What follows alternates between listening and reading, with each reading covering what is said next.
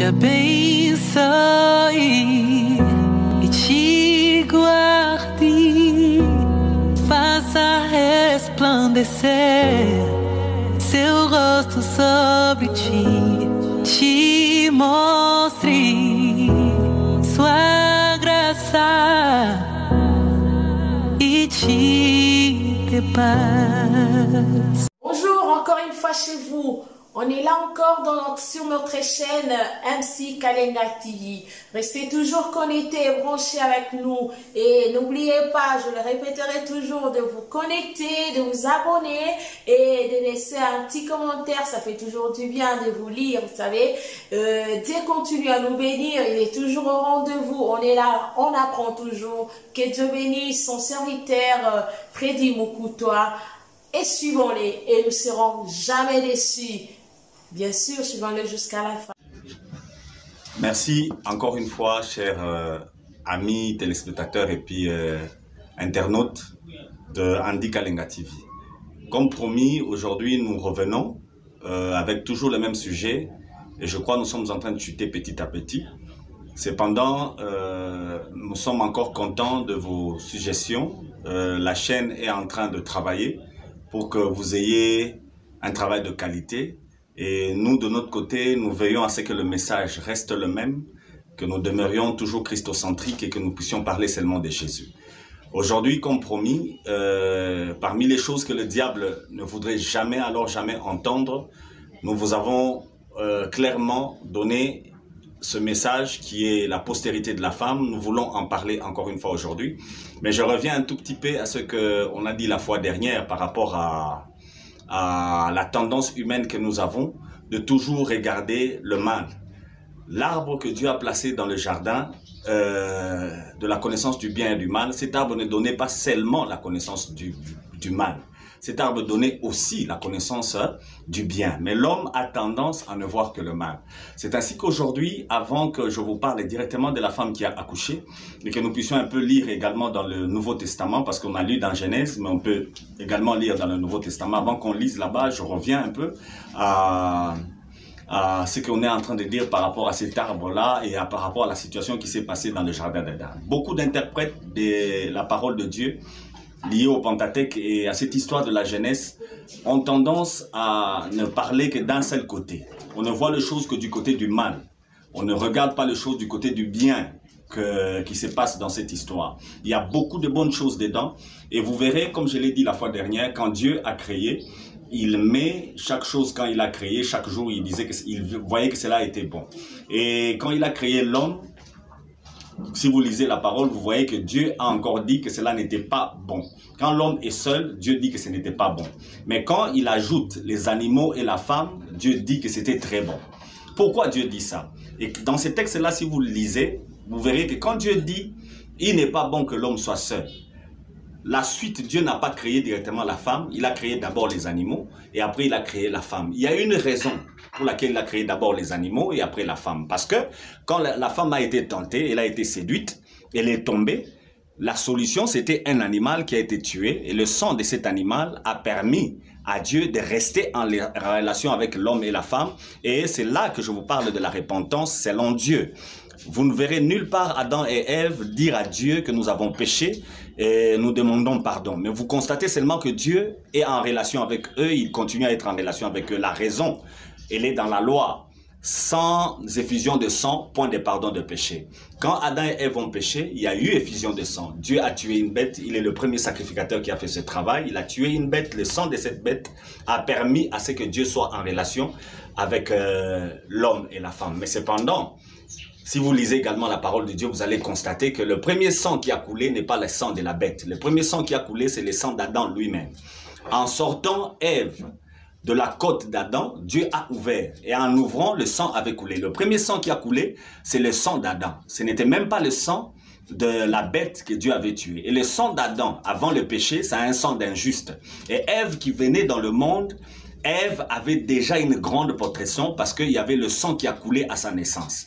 Et en venant dans le monde, à sa création, Ève, c'est la première créature qui apparaît dans le monde avec le sang qui a coulé avant. Et Ève, en tombant, quand le diable l'a séduite, Ève le diable a commis une erreur parce que c'était une personne déjà qui était couverte. Et ces textes-là, le jour où on va bien étudier sur les Pentateuques, vous allez comprendre que tout ce que Dieu a dit à ces niveaux-là, dans Genèse 3, n'était pas des malédictions. Dieu n'était qu'en train de bénir. Une seule personne a été maudite, c'est le diable, et une seule chose a été maudite, c'est la terre. L'homme et la femme n'ont pas été maudits. Ce que Dieu leur disait était lié à l'action de son plan. C'était lié à la manifestation du plan qu'il avait déjà préconçu. Et si le diable connaissait toutes ces choses, comme je vous ai toujours dit, il n'allait pas tenter Ève. Parce qu'en tentant Ève, il a donné à Ève une possibilité de donner au monde la solution au péché. Cette solution, c'est la postérité que la femme aura. Et aujourd'hui, j'aimerais vous parler de cette femme qui accouche. J'aimerais la présenter devant vous.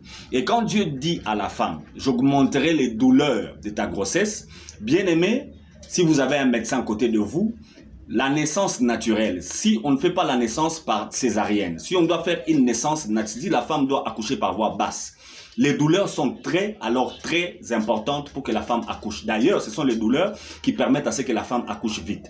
Maintenant, quand Dieu promet à la femme qu'il va augmenter les douleurs, c'est-à-dire pour Dieu, il avait besoin de cette postérité qui est la solution au problème du péché, cette postérité qui est Christ. Nous allons lire tous ensemble dans 2 Timothée. Je prends le chapitre 2 et je vais lire à partir du verset 11 et je vais aller jusqu'au verset 15. Et nous lisons ensemble que la femme écoute l'instruction en silence avec une entière soumission. Je ne permets pas à la femme d'enseigner ni de prendre de l'autorité sur l'homme, mais elle doit demeurer dans le silence. Car Adam a été formé le premier, Ève ensuite. Et ce n'est pas Adam qui a été séduit, c'est la femme qui, séduite, s'est rendue coupable de transgression.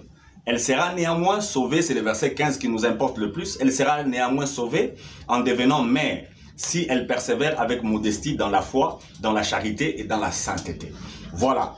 Et la promesse de Dieu, la bonne nouvelle quand il est sorti de la bouche de Dieu, elle est liée à la postérité de la femme. Et c'est qui a entendu cette parole en premier? C'est le diable. C'est au diable que Dieu s'adressait.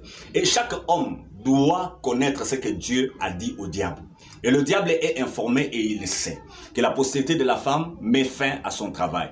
Et la bonne nouvelle que je vous donne déjà aujourd'hui, c'est que Jésus-Christ, qui est la postérité de la femme, était déjà venu. Il y a presque 2000 ans qu'il est venu, il est mort à la croix et l'histoire du diable est déjà finie. Tous ceux-là qui disent aujourd'hui que le diable est fort, ils sont en train de passer à côté. Il n'a aucune force après la croix. Parce que la promesse de Dieu n'existe pas après la croix, elle s'arrête à la croix. La postérité de la femme, c'est effectivement cette croix-là. C'est pourquoi Paul est en train de chanter cette chanson que je vous dis à la première émission, où il dit « Oh mort, où est ton aiguillon ?» Parce qu'il est en train de voir ce qui s'est passé à la croix. À la croix, Jésus a accompli la loi. Et en accomplissant la loi, il a vaincu Satan, il a vaincu les péchés, il a vaincu cette loi-là qui pouvait donner conscience au péché. Et mes bien-aimés, dans ces textes, Paul, qui parle de la femme, beaucoup de gens traitent de cette histoire à leur manière pour interdire même à la femme de parler. Je n'entre pas dans ce débat-là parce que ce n'est pas pour ça qu'on est là, mais Paul est en train de parler aux femmes, que ce soit à Corinthe, que ce soit dans l'Achaïe en général, que ce soit aussi en Éphèse. Les femmes qui étaient là-bas avaient un comportement et Paul réglait les problèmes de ces femmes. Maintenant, en réglant les problèmes de ces femmes-là, selon l'Église qui devait être organisée et ordonnée, il dit ici clairement que ce n'est pas Adam qui a été séduit. C'est plutôt Ève qui a été séduite. Et Ève, étant séduite, elle est tombée. Et en étant tombée, elle a transgressé la loi. Mais voilà ce qui se passe par la suite. Il ajoute qu'elle sera néanmoins sauvée en devenant mère. Comment est-ce que le fait de devenir mère accorde les saluts? Au fait, c'est juste parce que Dieu a promis une postérité à la femme. Et c'est cette postérité-là qui écrase la tête du serpent. Et la postérité de la femme, ce n'est pas Caïn. Ce n'est pas Abel. Ce n'est pas Noé, ce n'est pas Abraham, ce n'est pas David, ce n'est pas Élie, ce n'est pas Salomon, ce n'est pas tous ces gens-là, ce n'est même pas moi, ce n'est pas Paul, ce n'est pas Pierre. La postérité de la femme, c'est Jésus-Christ. Et Jésus-Christ est de Nazareth. Pourquoi la postérité de la femme, c'est Jésus? Parce que c'est le seul homme qui est né sans qu'il y ait une relation entre l'homme et la femme. La femme a donné sa sémence et aucun homme n'a ajouté. C'est pourquoi ici, il dit qu'elle aura la foi. C'est par la foi que Marie a accepté de porter l'enfant. Pourquoi? Parce que Ésaïe a prédit que cet enfant qui doit naître, il naîtra d'une vierge. La vierge sera enceinte, elle enfantera un fils, on lui donnera le nom d'Emmanuel. Et c'est celui-là qui sera le Père éternel. C'est celui-là sur qui l'autorité pèsera sur les épaules. Et c'est ce Jésus-là que je vous parle, c'est ce Jésus-là que je vous présente aujourd'hui. Et mes bien-aimés, tout message qui nie Jésus, tout message qui n'est pas focalisé Jésus, qui veut vous présenter un homme, va vous tourner vers le mal. L'homme a tendance à regarder au mal. Nous avons lu la fois dernière dans Genèse 6, nous avons compris que le cœur de l'homme est toujours tourné vers le mal. Quand on interprète les choses de Dieu, même la parole dont je vous dis ici, quand Dieu a dit qu'il augmente les douleurs de la femme, la plupart d'entre nous, qu'est-ce que nous disons? En augmentant les douleurs de la femme, Dieu l'a maudite. Non, si on a besoin d'un enfant et qu'on augmente les douleurs, c'est qu'on veut que cet enfant naisse.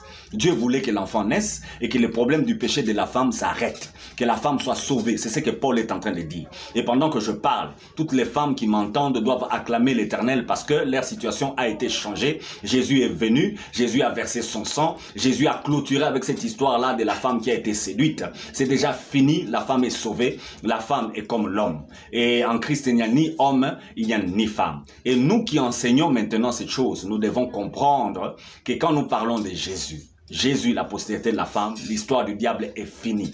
Et venez et restez accrochés à votre chaîne parce que l'émission qui va suivre, nous parlons clairement de Jésus qui a terminé cette histoire-là de Satan et vous serez totalement libre. Vous comprendrez que le diable continue à exister, il continue à tenter, il continue à faire ce qu'il fait, mais son travail a déjà été fini. Le serpent ancien qui est le diable, Satan, a été vaincu à Golgotha. Nous allons en parler dans l'émission qui va suivre. Nous bénissons Andy Kalenga pour l'opportunité que nous donne de passer encore une fois et nous bénissons aussi tous ceux qui travaillent pour que ces vidéos arrivent chez vous à la maison et nous bénissons tous ceux qui traduisent et tous ceux qui donnent de sens à ce que nous sommes en train de faire. Que Dieu vous bénisse énormément et à la prochaine sur la même chaîne.